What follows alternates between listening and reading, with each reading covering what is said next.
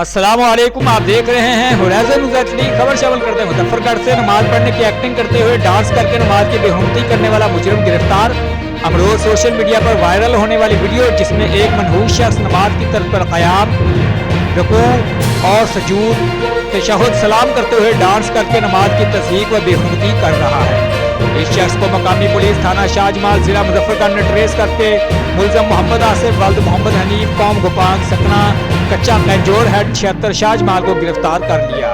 मज़कूरा शख्स दर्जी का काम करता है। डिप्टी कमिश्नर डेरा गाजी खान ज़िशान जवेद नमाज की बेहुरमती करने वाले शख्स की इस हरकत को देखकर सख्त तैश में आ गए और फौरी तौर पर पीए ट्रायल एरिया को हिदायत जारी की कि इस बदबख्श शख्स की गिरफ्तारी को 24 घंटे के अंदर यकीनी बनाया जाए। Report Abdul Shakoor Sidhu, divisional bureau chief, Bahawalpur, Horizon News HD.